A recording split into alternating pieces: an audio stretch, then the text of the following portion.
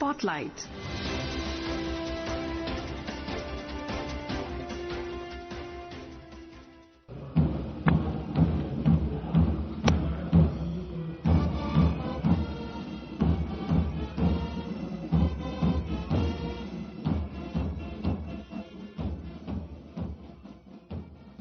Good evening, listeners. Welcome to today's Spotlight. I'm Vaibhav Jyotsna Srivastav, and today we will be discussing about the 77th Republic Day celebrations, showcasing blend of India's rich cultural diversity and military prowess. And we have with us Professor Anshu Joshi. Professor Joshi, welcome to the program and a very, very happy 77th Republic Day to you. Thank you so much, Vaibhavji, and I wish you and all the audiences a very happy Republic Day. The 26th of January, why was the day chosen as the Republic Day, and what were the themes that were focused on today's parade, that will showcase India's future path? Your views, ma'am. That's a very good and important question, Vaibhavji, because we all need to understand why this day was chosen to be our Republic Day. So historically, if we look back, then we get to know that though our constitution was ready on 26th of November 1949 itself, but the date was chosen because this was the day when Congress had announced Purn Swaraj for the nation, and this was the day when India was declared as a sovereign democratic republic. And Dr. Rajendra Prasad took oath on this day as the first president of India, and we have been celebrating this very significant day as our Republic Day. We also celebrate this day on Kartavya Path, when we showcase our defense capabilities as well as our diversified cultural elements.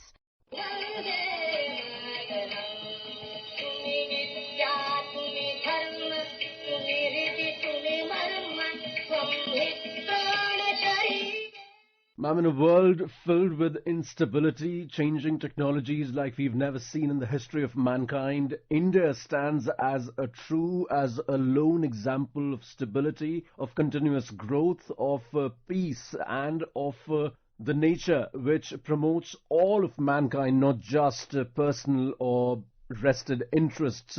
What will you say India's journey has been in the past decade? How will they help India to become Viksit Bharat, a developed India, by or before 2047? Vaibhavji, again, it's a very good question, and we have traveled a long journey in past few years from being an importer nation to become a manufacturing hub and an exporter nation, especially in the area of security, in the area of defense. And we have accomplished this journey with the goal of self-reliant India, which is a policy framework. And our Honorable Prime Minister Narendra Modi ji used the term self-reliance in 2014 itself when he was addressing about national security, poverty elevation and Digital India initiative. So we know it as Aatmanirbhar Bharat in Hindi, and it great significance during the announcement of our economic stimulus package in response to COVID-19 pandemic in 2020. And that was the time when we not only home grew vaccines for COVID-19 pandemic, we also sent these vaccines to more than 150 nations in the world, and we started a new diplomacy which is known as vaccine diplomacy or vaccine maitri. And this is one example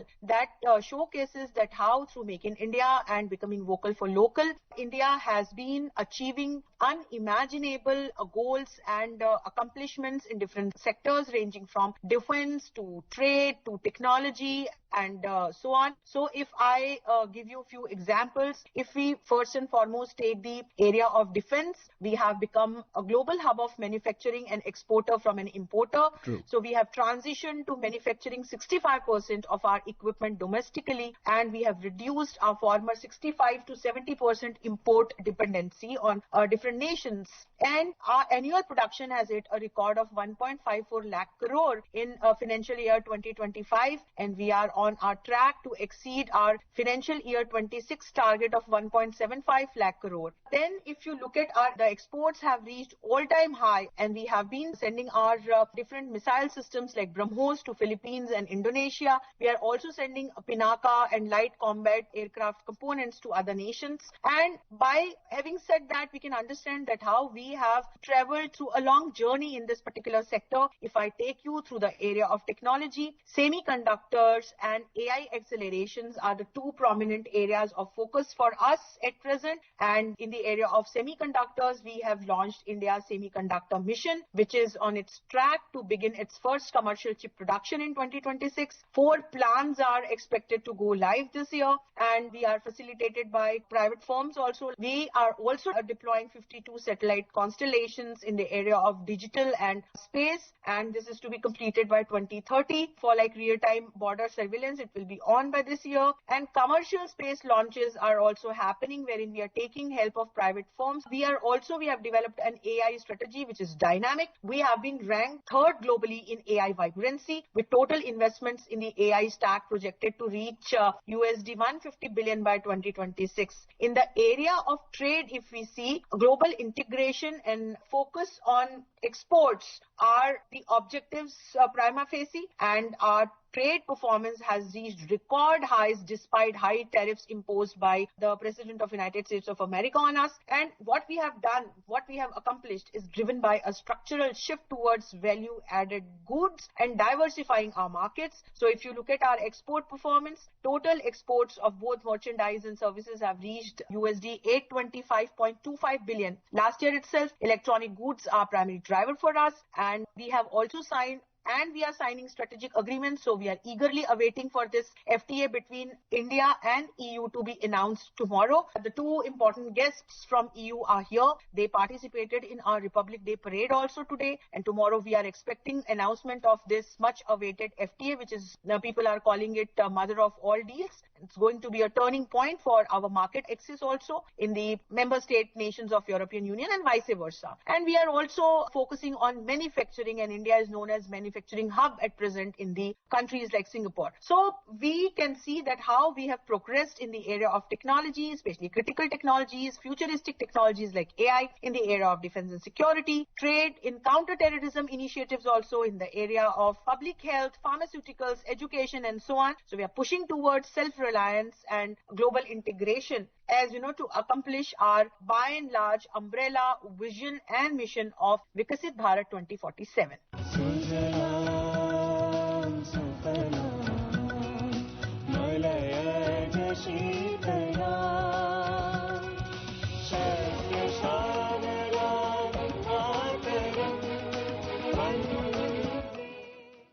Absolutely, ma'am. We've seen in recent times that India has not bowed down in front of any international pressures or bullying. We have stood up, and rightfully so. We are now moving on from multilateral agreements to bilateral agreements, and we are not just pressurizing anyone else to bow down to our demands, but we are rather championing the cause of human assistance and disaster relief, along with Make in India and Make for the World. How important is India's example for the coming years, in which we believe that it'll be another 2 decades till India becomes developed? How important are all these steps taken together when we say that we are living in the Amrit Kal, after which India will surely become a developed nation? We can see turbulent times at present, Vaibhav, wherein we can see that still 2 war theaters are on in the world. And we can also see that amid all this turmoil, how the tariff and other punitive measures imposed upon us and other nations of global south have created challenges not only in the area of trade and commerce, but also diplomatically. And we can also see that every day there are new theaters of conflicts that are opening. For example, what is happening in Venezuela. So in this situation, India has given the message of its ancient philosophy of Vasudhaiva Kutumbakam, which is about considering entire planet Earth as a family and all the living beings as like brothers and sisters. Then we talk about the other philosophy of Sarve Bhavantu Sukhina, which means that everybody should stay happy. And on that note, we have been progressing bilaterally and multilaterally, wherein we are shaking hands with all the like-minded nations who want to contribute contribute not only to the sustainable development goals that are set at the global level, we have also adopted these goals and we have taken them to the level of our national programs, wherein we have we integrated all these sustainable development goals with our national programs, and we ensured that by democratizing all these schemes and public participation, we ensured that on one hand, the benefits of all these programs should reach to the person sitting at the fag end of the society. On the other hand, India ensured that people should participate in all these programs. And that's where India registered a big success, and it's a turning point not only from the success story of India's point of view, but also from global politics' point of view. So from like competition to collaboration, this is the message of India to the whole world in this Amrit Kal.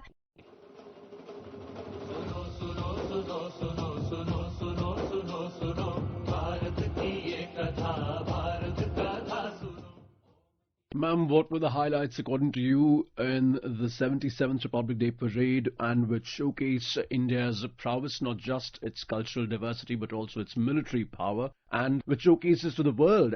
The theme of this year is 150 years of Vande Mataram and self-reliant India, and we showcased our military defense as well as our cultural capabilities and specialities, of course. And two very special guests joined us this time, with whom we are also negotiating and finalizing our FTA. So on one hand, we had Ursula, who is a German politician and physician who has been serving as the president of European Commission since 2019, and she is known for like her tough decisions. She served in the German federal government between 2005 to 2019. She was also the federal minister for defense in Angela Merkel's cabinet. On the other hand, we have Antonio Luis Santos da Costa, who is a Portuguese lawyer and politician and who has served as president of European Council since 2024, and he has also served as the Prime Minister of Portugal from 2015 to 2024. So these two very special guests were there, and we showcased our military and cultural capabilities, and it was wonderful to see not only different platoons but also to see that how our women officers were leading these platoons. On the other hand, we also saw tableaux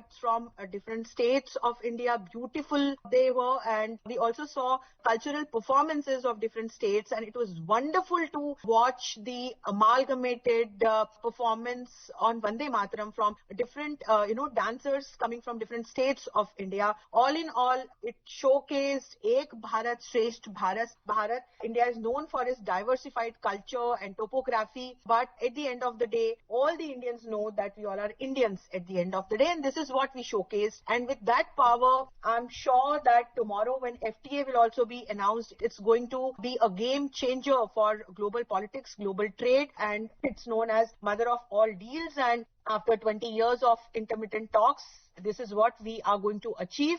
And with that, India would be working towards strategic economic hedging, wherein India and other nations of European Union member states, they would be able to reduce dependency on US and China when it comes to trade. On the other hand, we will also have access to massive markets. That is what we are trying to achieve at the moment. And it will also boost India's exports and manufacturing. This is also a prioritized objective for India at the moment, considering its future. And India is also showcasing and promoting Make in India. So by lowering the costs for European high-tech machinery and industrial inputs like aircraft parts and medical devices, the FTA would feed India's domestic factories and MSME clusters.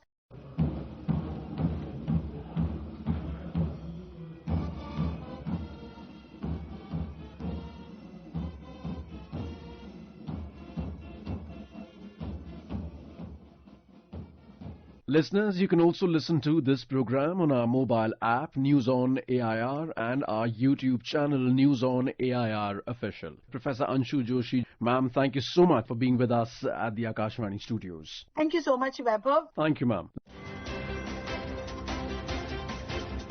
Spotlight.